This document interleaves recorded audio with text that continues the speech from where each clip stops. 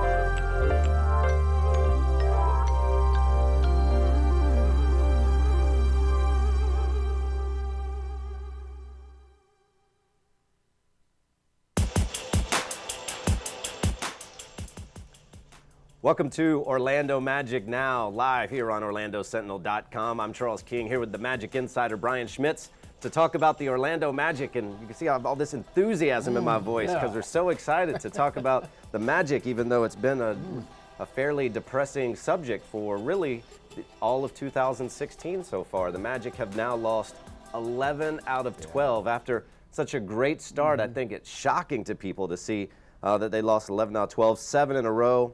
It's just been a disastrous January all the way around. 2016 has not been a great year for the local basketball team, I think you could say that. And it was so promising for a while. 19-13, almost everything Scott Skiles had done, every button he pushed worked.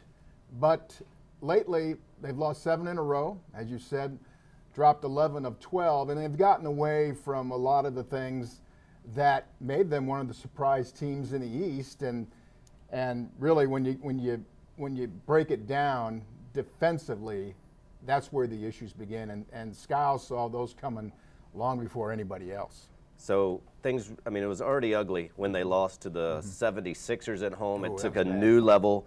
Then the next game, they come out, they look like the Magic team from early in the year. They jump on the Hornets and take almost a 20-point lead into halftime. And then they blow that fourth quarter. I'm not in the halftime, into the fourth quarter, and then they blow that lead, and then it just seems to keep getting worse. And an overtime loss at Memphis on Monday, and then the loss to the Bucks, a team that's even below them in the standings in the East. So this is for Magic fans. This is looking terribly like last season, and you don't want to go back there. But we are being revisited by some of the same old problems. Obviously, in the Hornets game, they could not sustain an 18-point lead. And all you have to do, really, when you think about it, is that you have to get a couple stops and make a couple buckets at some point just to stem the tide. Yeah. But they didn't do it, and they were beaten in overtime. Then they go to Memphis and play the Grizzlies pretty well. I mean, the Grizzlies, they're not the team they used to be, but they're still solid. Marc Gasol, as you see there. Jeff Felt Green, like a game they Mike would have won in Conley. December. I think so, too.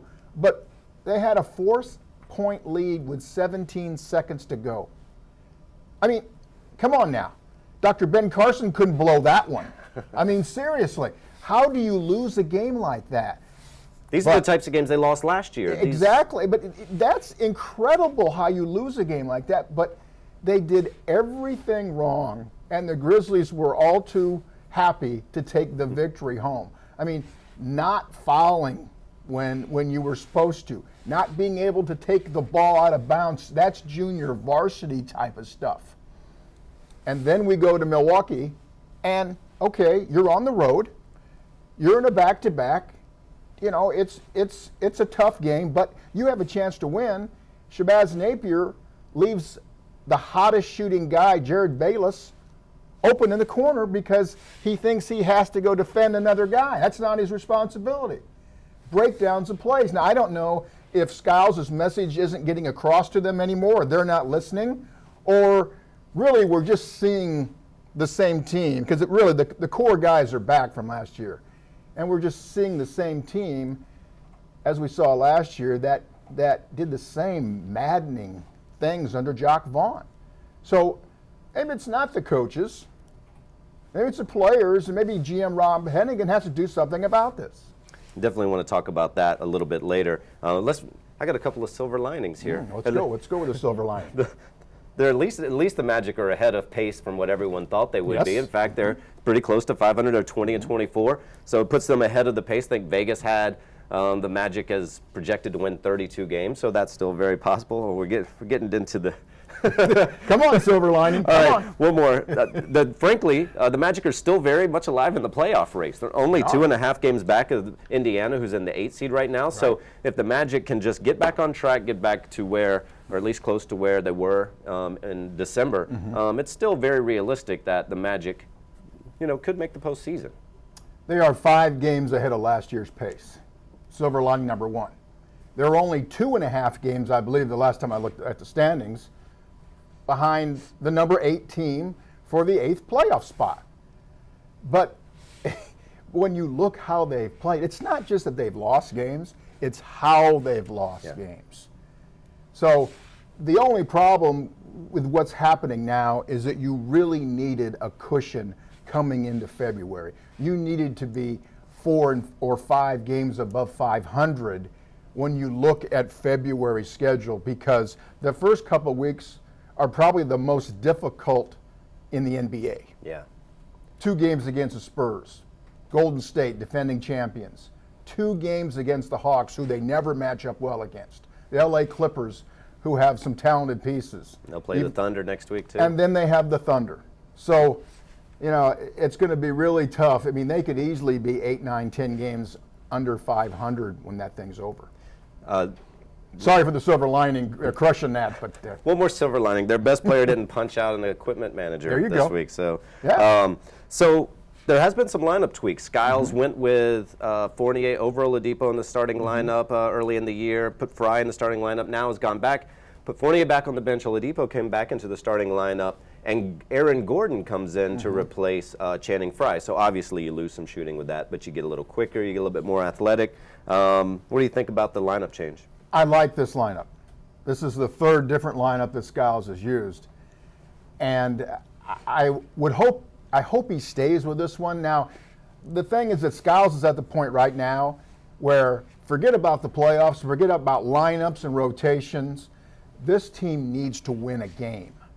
I mean, it sounds simple, but they need to win a game to get them going in another direction. But I do like Aaron Gordon's presence as a starter because he's got a lot of energy. He can be active on the glass. He's a good rebounder, and he can guard bigs and he can guard smalls. Now, he's 20 years old, and he's going to be still playing at 100 miles an hour. As you saw his first start, he had 3 fouls, I think, before the beer vendor. Yeah, the beer wasn't even cold yet, and he had 3 fouls. Okay, so that's going to happen. But the next time out, he was a lot more settled down. But he's a terrific athlete on a team that doesn't have many. So he's still learning the game. But there's some of those things you just can't teach what he does. He has a great nose for the ball, and I tell you, his shot looks pretty good at times. He's not afraid to take the 3-point shot. So he likes it in the corner. So yeah, I mean, I think Channing Frye's okay coming off the bench, and you hope that Gordon and everybody else with Oladipo in the lineup, Vooch, Harris, and Payton, they can contribute to the offense, especially Vooch and Harris. Now those are the 2 guys that you got to ride, because Oladipo's hot and cold.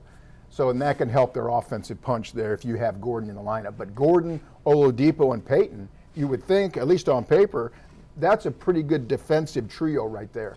Good on defense, but you got 30% or less 3-point shooting. Well, out that's of what you those have guys. with this team in this rebuilding stage. This is what you got. You don't have that one guy, and you don't really. I mean, let's face it. You have right now a lot of C-plus players, maybe a B on some nights, and which is a problem for a lot of teams in the league. Yeah. But this is where they are at this stage of their rebuilding. Josh Robbins wrote on Monday that C.J. Watson is having progress or making progress with his injured left calf. Is there a chance that they're going to try to bring him back sometime soon? Yeah, we ought to have a C.J. Watson night. Really. I mean, this has been... Have you seen this Twitter account someone started, Where's C.J. Watson? Where's C.J. Watson? I just like to see his calf. I just want to see if it's, if it's distorted, if it's grotesque, because this is the most... I mean, he's not even been dangerous shooting calf around. injury I've ever seen. I mean, and he's been out for what, 30 games, 35 games? And all kidding aside, I mean, this was a guy, he's a veteran presence, and he's a good 3-point shooter.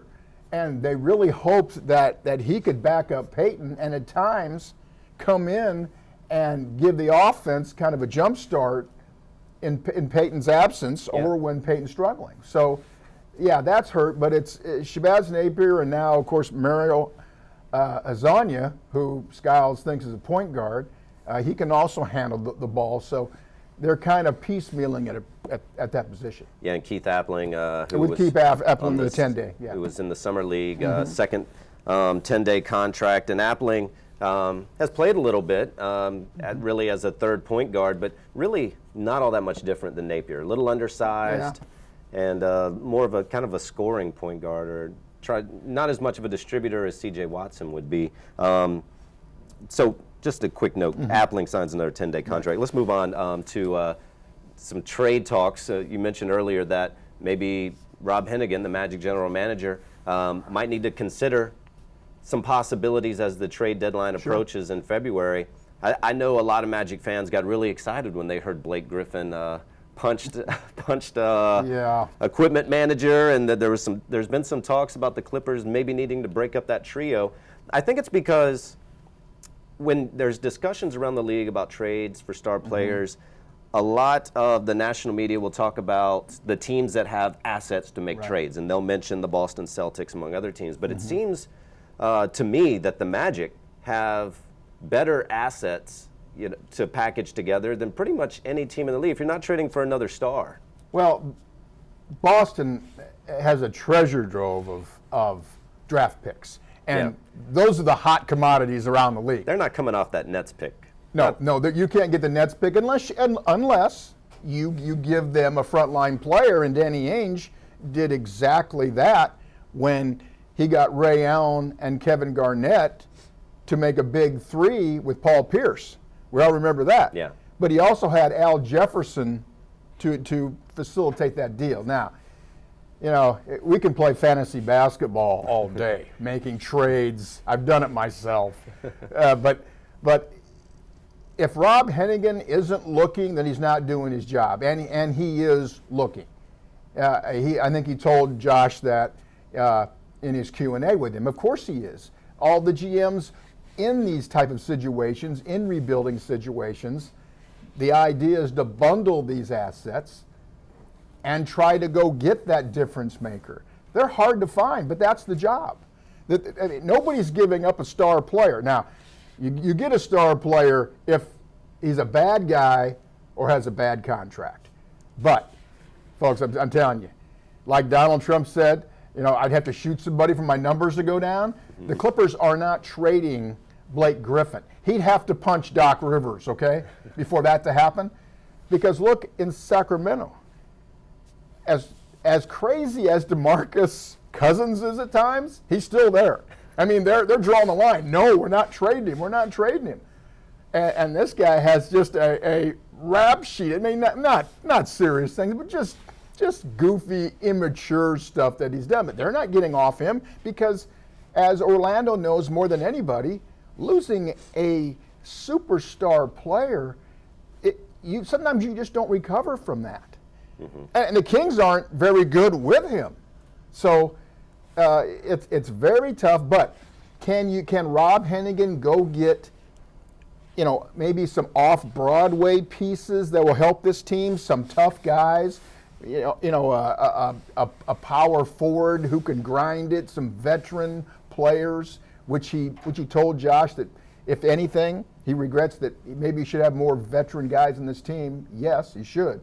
So if they might not pull off a big deal, trade, shock everybody and trade Nick Vucevic, they will maybe get some pieces that way that will help. It may not look on the outside that they're going to help, but internally they may help this team kind of get over the hump and not make the mistakes that they did on this road trip. And yeah, you're right. A big trade's probably not on the horizon, but I think for Magic fans, when you see the team lose 11 of 12 games, and then the trade deadline's coming up, it gives you something fun to talk about for a little while to overlook the losing. Let's talk about something that was in the news this week. J.J. Redick was on Adrian Wojnarowski's podcast, the Vertical Podcast. I was listening to it, and he told some stories about the Dwight Howard days when these two were in Orlando together. He said that around the time Dwight Howard there was talks about him being traded to the Nets. You may remember discussions about trading for Brook Lopez, and Howard was going to join Deron Williams in Brooklyn. Redick said that he basically came in the locker room and was telling people that the trade was going down tonight. You say that's not news. That was reported back then. This isn't a news story in Orlando, but apparently it's now a news story across the country. In fact, we were there one day in the gym when Dwight came out of the locker room singing New York, New York. Okay, so this isn't news stuff. We all knew that he told his teammates, yeah, I'm out of here. I'm going to Brooklyn. Well, as Lee Corso says, not so fast, my friend. Okay, because the Magic were not going for a Brook Lopez deal, which really in hindsight wouldn't have been too bad. Nick Vucevic was a pretty good centering return for Dwight. But Dwight thought that, this deal's done. I'm going to Brooklyn. I'm going to get my brand started there in New York. No, it didn't happen. But yes, as everybody knows, he held the Magic hostage. And there were three teams that he said he wanted to go to. Brooklyn was number one, LA. Dallas, and LA. LA was third. LA, I think, was a distant third, as we all know. So he didn't get his wish. But yes, and everybody knows the story that he was in a position because he was going to be a free agent, and the other teams wanted to re-sign him, so it really thinned the field for the Magic as far as suitors, because ideally, if he just wanted out, send me anywhere, or let's open the bag of potential teams instead of three. If it was 10, 12 teams, maybe the Magic could have gotten a really good return, maybe a close to a star player back. Instead, really what they got out of that deal, they got some draft picks, there's no question about that. They got Nick Vucevic, solid center. There's no, he's played well, double guy. But if it had been different, maybe the Magic could have gotten a star in return if somebody wanted Dwight bad enough. Could have gone worse, though. He could have opted out, which is another story that Redick told. He said that They were expecting Dwight topped out, and then they were in the back of the team bus taking pictures to say goodbye, and he said, "Oh, I love you guys, I'm staying." I'm staying, yeah. We all know that one, too. We all know that one, too. And the addendum to that is, I don't know if JJ told this story, is that they wanted him to sign that opt-in right on the tarmac when he got off the plane. Okay, they weren't going to take any chances of him going home, but Otis Smith said, okay, go home, drive home, think about it. And Dwight went to Pancake House and thought about it, and then he stayed, signed the deal. But, just a saga that everybody would like to forget. Oh, the good old days. Trip down memory lane. Thanks to JJ Redick for bringing that up. Thank you for again. And Dwight Howard, as we talked before the show, not likely to make the All-Star team this year. No. So let's talk about the All-Star weekend a little bit. That's coming up in the near future. Nick Vucevic didn't make even the top 15 in front court voting. He probably would have had the best chance, but there are two players that we know on the Orlando Magic that will be participating in All-Star Weekend, and that's Elfrid Payton and Mario Hezonja. They're going to compete in the Rising Stars Challenge. I'm curious what you think of this new format, the Rising Stars Challenge. It used to be where the rookies would play against the second-year players called the sophomores, and now it's split up USA versus World. So Hezonja will play for the World team, Elfrid Payton will play for the USA team. And it's mostly young players still, of course. Yeah, that's something that they should just fold up and forget about. All-Star Weekend as a whole? Because that thing is just an abomination. It's atrocious. And why they can't get these young guys to play harder and take it seriously, it's beyond me. But if at times you think the All-Star game with the superstars is lackadaisical and troubling until the last few minutes that it's close, this rookie-sophomore thing is just, it brings out the worst in the NBA. Now, maybe the foreign players will take it seriously. I doubt it. But if you watched Elfrid Payton last season in this when he was a rookie, it looked like he could care if he was even on the floor. He passed the ball. It was like playing hot potato and just kind of jogging up the floor. It's just it's really not what basketball is all about. Now, we know these guys don't want to get hurt. They're going through the motions, but, maybe shorten the quarters. Have a horse game breakout. Something. Do something else because it's really hard to watch. Forgive my ignorance here. Emmanuel Moutier's on the World team? Yeah, sure. He's from the Congo. Okay, I didn't know if he was. That's where he was born. So sure, it's your nationality. I knew he grew up in the United States. And what it does show, I know I'm hard on it, but what it does show too is the global impact that the NBA has now. Because 20 years ago, you wouldn't have seen, all these foreign players. They have enough foreign players now, young foreign players, to have a whole team. Yeah, well, there's been some suggestions by some that maybe the All-Star game itself should just be U.S. versus the world. It could almost reach that point. Not that quite could be yet. Interesting, but then you're really knocking out a lot of spots, and really, they should probably expand the rosters from 12 to 15 because there's always guys that are on the bubble and they get bumped, and it's always a big controversy. There's no reason you can't have 15 guys on here. You have, because it's like DeMarcus Cousins said, which.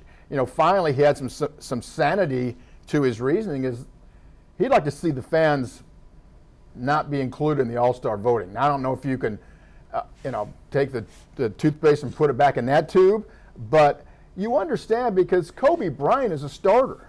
You could have it be where the fans elect like a captain or something, But I think the media who watch these guys all the time, and I think the coaches and maybe the players, reps, ought to have some say in this, in the voting. Yeah. It's an exhibition, we get it, but come on now.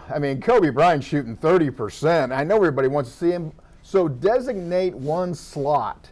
The commissioner can do this, has the power every year when it applies for a veteran guy. Because if Tim Duncan retires this summer, and he could, you won't have a send-off. Dirk Nowitzki. I think every year somebody falls into that category. Yeah. So have two wild card spots for veteran players like that.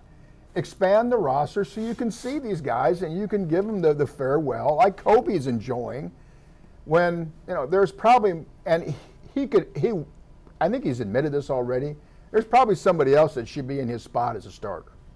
I don't think he's giving it up. No, he's not giving it up. No, it could be worse. It could be what's going on in the NHL's All-Star game. But I mean, here you got Justin Bieber, who's on his Twitter's account. Master of the All-Star he's saying game. Chris Paul's my guy. Well, Chris Paul all of a sudden got 30,000 more votes from retweeting. I mean, come on.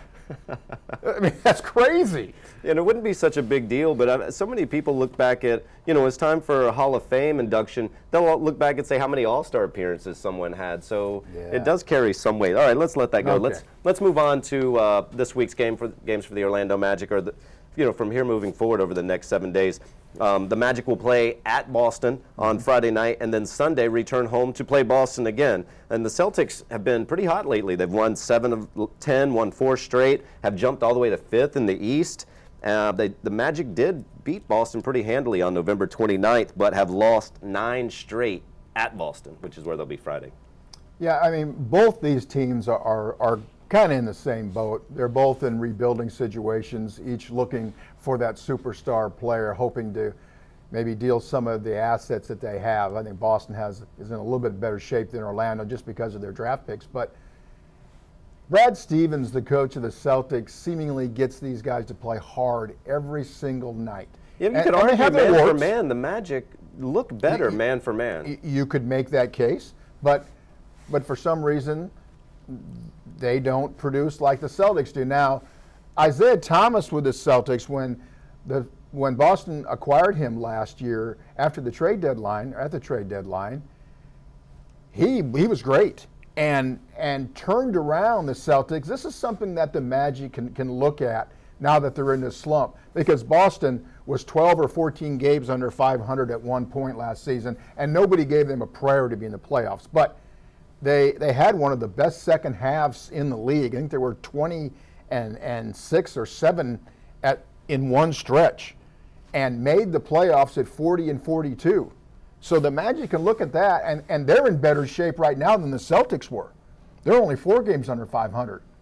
So all is not lost. Now, I'm not sure if Boston had this schedule that's facing Orlando at that point, but it can be done. And I think this weekend is huge, Charles. I think this is really the weekend with these 2 Boston games. If they could win these 2 games, I think this is their last stand. I think if they can win these 2 games and creep toward 500, that maybe it's a little bit of a cushion that hopefully they can steal a game in this brutal stretch and still keep their playoff hopes alive. Yeah, at least get a little confidence back heading into this murderer's row that really Absolutely. begins next week. Monday at San Antonio, Wednesday at Oklahoma City. So the second and third best teams, according by record in the NBA. The Magic have not won in San Antonio since December 2010, and have not won in Oklahoma City since November 2008. Yeah, well, there's a reason. But what's interesting is what Golden State did to all those teams. If you want to know who the best team, there's almost like there's 3 tiers in the NBA. There's Golden State in a tier of its own. Yeah, the Golden State tier. The Golden State tier because they beat Cleveland and San Antonio by 30 points each. And then there's the next tier, San Antonio, Oklahoma City. Maybe Cleveland. Cleveland, absolutely. And the next tier is like Houston, LA Clippers, Atlanta. But Golden State right now is playing. I mean, everybody knows they're chasing history. They're chasing 72-10 by the 95-96 Chicago Bulls, and I think they can do it. The only thing that's going to stop the Warriors to me right now is an injury. Yeah. Injury to Steph Curry. Can't you see this coming down to 10 games left in the year, injury to a key player, and they have to make a decision on it? Going for that record or preserving themselves for a playoff run? I think it depends. Now, San Antonio, I don't think Greg Popovich would care. I mean, I think to him, the playoffs are more important. Actually winning the championship's more important than in chasing a record like this. But you find it interesting, though? Cleveland loses to Golden State by 30-something, and it's the biggest story ever. San Antonio loses by that much. You just assume, oh, it's just their plan anyways. Yeah. They don't care about Well, it. he didn't have Duncan. I mean, Popovich is smart. Hey, we lost. We didn't play Tim Duncan. We had to rest him. So, you know, but it's really amazing that how much better these guys are. Yeah. I mean, it doesn't matter who you throw at them. They're 40 and 4, 41 and 4. Yeah. They're right on pace with the Bulls. And they got a shot out. Now, Steve Kerr's back from the back surgery complications, and you mentioned it. Will he, in late March, April, will he make a call and say, you know what, we need to rest guys for the playoffs? You know, chasing this record's great. It'd be great if we had it, but it's more important that we repeat. The thing is, if you can do them both, you could go down as the best team in history. Now, they're young. That's a young team. It's not like San Antonio, where they have a lot of guys for, you know, the AARP. Duncan, Ginobili, Parker, these are guys who have a lot of miles on them in the NBA. And Cleveland, you know, they're a great East team, but they were just manhandled by the Warriors. OKC under Billy Donovan is kind of a wild card. I mean, obviously they have two great players in Kevin Durant and Russell Westbrook, but can they get it all together? Because they haven't played Golden State yet. So that and that 3-game stretch is coming up soon. So can OKC, you know, put a dent in the Warriors' confidence? Can they make a run that nobody else has seemingly been able to do?